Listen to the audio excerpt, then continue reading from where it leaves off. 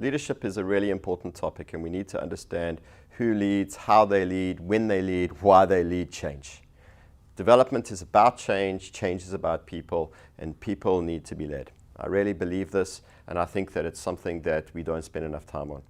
Leadership is not only about policy ideas and getting the right policy idea, it's about getting the right people doing the right things at the right times. So we ask ourselves, who leads development?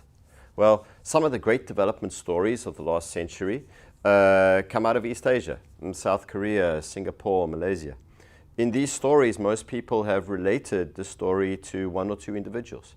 In Singapore, for instance, people say that the Singapore story is all about Lee Kuan Yew. And Lee Kuan Yew was the one who drove the country to its great success. When I look at it, I'm not so sure. I spent a lot of time reading Lee's own memoirs about this, and Lee himself doesn't say that about himself. Let me kind of show you what I see when I look at the picture.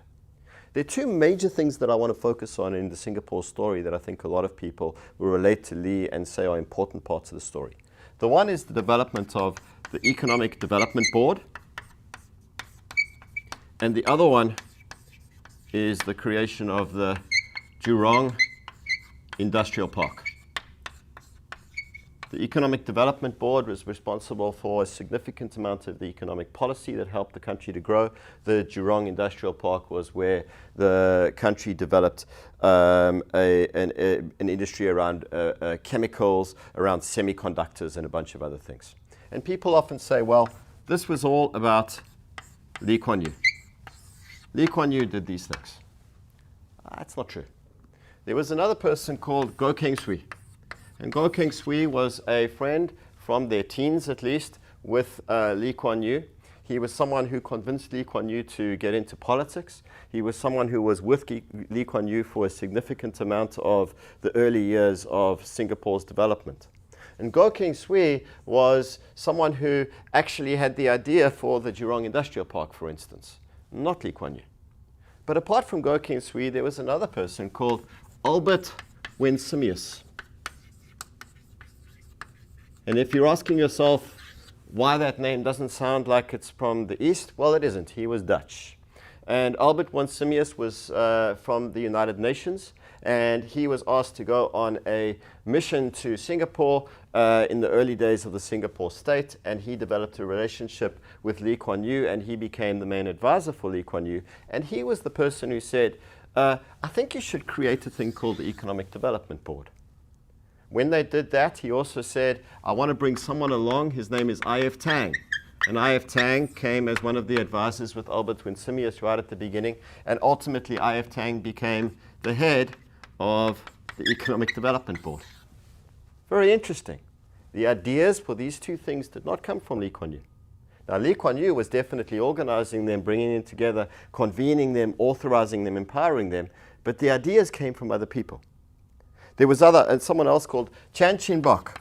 And Chan Chin Bok came from Ford Motor Corporation and was brought in by the Economic Development Board to open an office in New York City. And the reason why they wanted to open an office in New York City was because they wanted to get business from America. Now, where did that idea come from? I'm proud to say it came from someone called Raymond Vernon. And Raymond Vernon was at Harvard. And he was an advisor to Lee Kuan Yew, and he said to President Lee, you need to come into this country, and I will help you to work that out, but you need to have a permanent president here.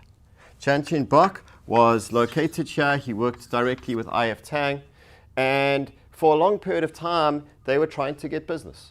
And they would set everything up. They'd bring Lee Kuan Yew over to the States. He would do a song and dance. But Chan Chin Bok would be the people who got the people in the room. He was the one who engaged with all of the local folks. He was the one who did all of the follow-up. Now you ask, what happened to Jurong? For a long period of time, the Jurong Industrial Park didn't work very well. It was considered Goh Keng Swee's folly, meaning his failure, until I.F. Tang ran into an executive from Texas Instruments on the airplane. And then he said to this person who's located in Dallas, why don't we come and visit you, because we're a place that you want to come and work. So they got hold of Chan Chin Bok, and Chan Chin Bok went and visited this executive, and this executive said, can you pull something off whereby we can start business within I think it was either 30 or 50 days. And he said, absolutely. And that connection, not from Lee Kuan Yew, but from that person and that person, led to Texas Instruments coming in to Jurong. After Texas Instruments came, GE came. After GE came, Philips came. After Philips came, a bunch of other people came. Why? Well, because these people were located, were connected, were required to exercise leadership. So the story for me is about a multi-agent story, about multi-agent leadership, where Lee Kuan Yew played an important part, but not the only part. He convened, he authorized, and he motivated. And he allowed other people to express themselves to their fullest extent, which is what the story of Singapore is about.